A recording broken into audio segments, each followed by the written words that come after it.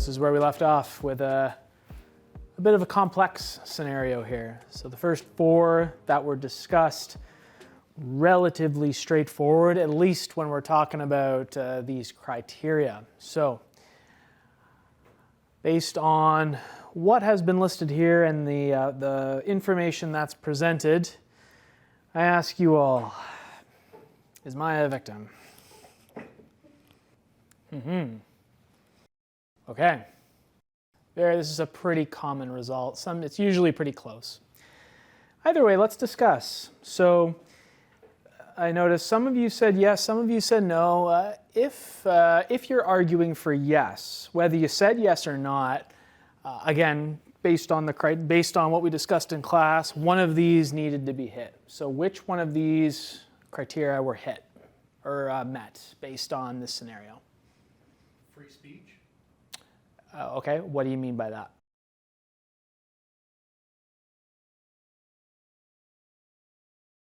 Was she, so are you arguing that she was prevented from saying and doing what she wanted to or believed? Was she blocked from speaking?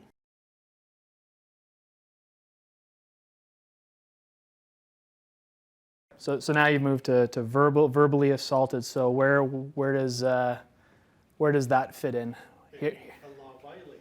Okay, and so what did the guy say or the man say that constitutes verbal assault? Personal insults. What specifically though? Do you remember? So that would be enough to have him charged under the Criminal Code of Canada and prosecuted. If she didn't also commit a crime, probably. Okay, interesting. Any other? She's also making a threat and. Don't worry about him yet. Let's focus on Maya. Focus on Maya. So your argument is gross fat pig. That is enough. The man said that that's enough for police to write a citation or arrest him or charge him with a crime. That's what you're saying. It can be considered verbal assault, depending on how people look at it. Mm-hmm. Okay, fair enough. Any other thoughts or comments? For those who say yes. So, in terms of this class, because again, we're focusing on the criteria here, you need to meet one of these criteria. So if we're talking about Maya, again, I've done this scenario many times and I've had many a discussion about it. I do get individuals bringing up the verbal assault has been used, but again, if you look up the criminal code and have a look, there is no such, like verbal assault is, I don't even think it's in there. The closest thing that would be in there would be criminal harassment. That would be the closest you could pick. And criminal harassment, like we discussed earlier, difficult to prove. And I'm just gonna make sure I say this the right way. They need to be repeated actions that intimidate or offend and have to cause reasonable fear. So the scenario here is this person never met Maya before and just walked up and said that. So would that be enough to meet repeated actions, considering it was a one-time thing? Probably not. If you were to try to present this in front of a judge, the judge would probably say not enough. You also have some people say that, this saying something like that teeters into hate speech. But does this constitute hate speech based on how we define it in this class? So it's defined as anything that goes after a protected trait. Is there anything in here that goes after, any of the protected traits that we touched on, which are race, ethnic origin, color, religion, sex, age, or any type of disability? Has anything in there been hit? Probably not. Not enough. And the other thing that, what's the other one I've had? There was another one I've had as well. No, I think just the harassment and the verbal assault were the two big ones. And then in response to, gross fat pig, again, that's not a very nice thing to say. I mean, if it were me, I would probably go to the guy and say, come on, man, I'm not really sure what you're hoping to achieve by that. However, that being said, I'll speak for myself, especially when I was in school, like in elementary school, because kids in elementary school can be really intense. I can think of probably 15 other things I've been called way worse than gross fat pig, and nothing happened. It's especially if you spend a lot of time on the internet in the comment sections. There's some pretty nasty stuff in there that tops gross fat pig. Either way, according to these criteria, there's not enough here for Maya to say she was a victim. At the end of the day, these are all opinions too. Doesn't mean they're true. It's this man can think whatever he wants, even if they're maybe offensive, but it doesn't mean they're objectively true. Because yeah, defamation was another thing that came up as well. So the Maya could sue him for defamation, but again, not enough here to go after. So based on that, no, Maya would not be considered a victim according to how it is defined in this class. What about the man though? The man who approached Maya, is he a victim?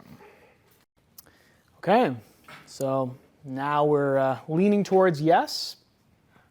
So using these criteria, which ones were hit? Which ones were met based on what happened or what we know? Yeah, totally. Like go back to the slide. Yeah, she said, and I'm sure there's people on their phones recording this because it's 2026. They said, I'm going to find you after my shift and make you regret this. If that's not a threat to cause bodily harm, I don't know what is. You cannot do that. You cannot threaten someone's like that. So that's a flag number one. That could definitely be interpreted as making a threat. Do you want to add? Spit is an assault. Yeah, that's assault. This is assault. You can't spit at people. That is a form of assault. You can absolutely be charged for that. You can't just spit at people because they say something or do something you don't like. It doesn't give you a green light. Just because you're furious and humiliated by what's happened, it does not give you the right to threaten somebody physically or assault them. So yeah, that's two criteria that are met there. So why are we doing this? This is, I would say out of all the moments in the course, this is probably the spiciest moment because oftentimes you get a lot of students who have different opinions and interpretations that maybe look a little bit different than how this course is structured. But it does lead nicely into what we're going to get into next.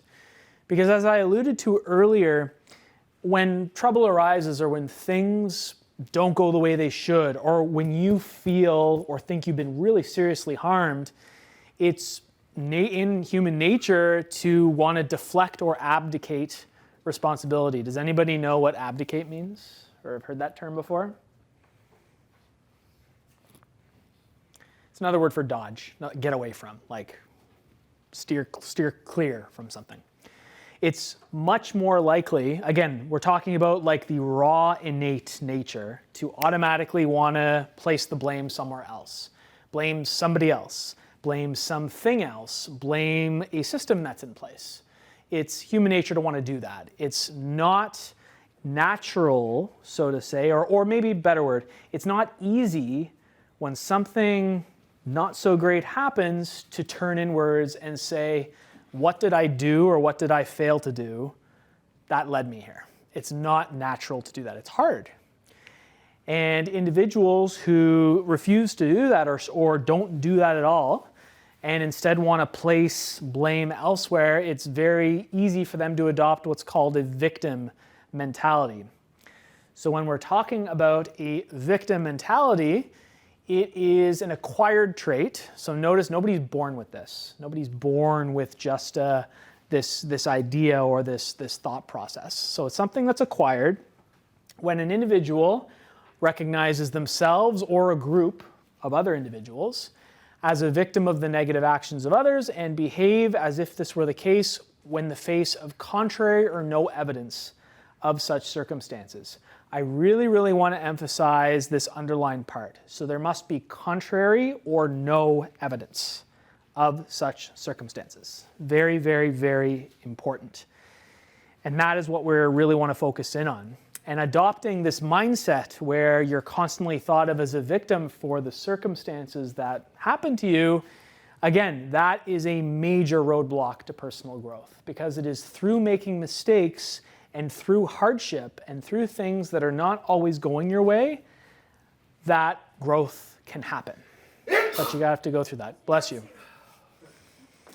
So what are some traits? What does this look like? And as we go through these, maybe some of these will resonate with many of you, or maybe you know somebody who you're like, oh man, this person is like a hardcore, adopter of the negative or fatalistic outlook. But let's take a look. So again, not all of these traits fall into this, but this is just to give you a taste of what I'm going for. So an individual who's, adopts the victim mentality, they see the world as centered around obstacles. They see life as unfair. More importantly, they believe that the challenges that they personally experience are greater than other people's challenges. They think that theirs are worse. Nobody's challenges are worse or more intense than mine. Because of that, they think that life is inherently negative, beyond their control, unfair, because of all of these challenges. And as a result, they often expect constant misfortune. So this is an interesting point. So oftentimes when you're expecting something bad to happen, or you think something's bad is going to happen, and you're stuck there, chances are, it could very well happen, or it might be more likely to happen. Another way to put that is, if you're constantly thinking the worst, you're basically looking for problems or looking for things to support your narrative, you're going to find them. If you're looking for trouble, you're looking for bad things, they're there. And that's something we're going to talk a little bit more about in chapter 6 when we get into emotions, but good introduction for this class. Because life is so negative and they're so unfair, they often try to seek validation through sympathy rather than taking a closer look at their living situation and trying to find solutions. And all of these things, all of these aspects essentially snowball. And this can create a sense of powerlessness, where an individual who sees their life as unfair, life is negative, seeking sympathy, things are rigged. Why would I bother making an effort to change my life, to do something about it, when all of the efforts are just going to be wasted? Why bother, right? Why bother doing something? And all of these tidbits these major points, there are others as well you could throw in here, get to this part, sort of this end result here, where personal responsibility for one's actions can be excused. So because life is unfair, because their challenges are so great, because life is negative, because there's nothing they can do to change, or they think there's nothing they can do to change one's circumstances, they get a green light, or they feel justified in causing harm to themselves and to others because of all this. They think, I'm allowed to do this because of all of these other thoughts that they have. Notice I said thoughts, not facts. These are thoughts. Thoughts can be true, they could be false, and they could be something in the middle. And again, we're going to talk more about them in chapter 6. So this point right here, causing harm to oneself and others is justified based on all of these thoughts. Why is that way of thinking possibly dangerous? Why is this potentially a slippery slope? What do you think? Causing harm to oneself and to others is justified based on all of these things we just said. Why is that potentially harmful?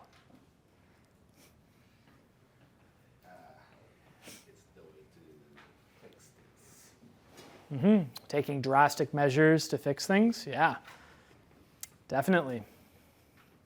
Definitely. A lot of these traits or these thoughts where, things are rigged towards other people, the system is firmly pitted against you. It ultimately, those thoughts snowballed into some pretty serious events, especially in the 20th century. You may remember what happened from 1939 to 1945, perhaps, what happened to a large group of individuals and the rise of a certain individual came to power in Germany. A lot of it is because he convinced a large portion of the population that their lives were uniquely unfair and negative, and it was because of somebody else, not because of what they were doing.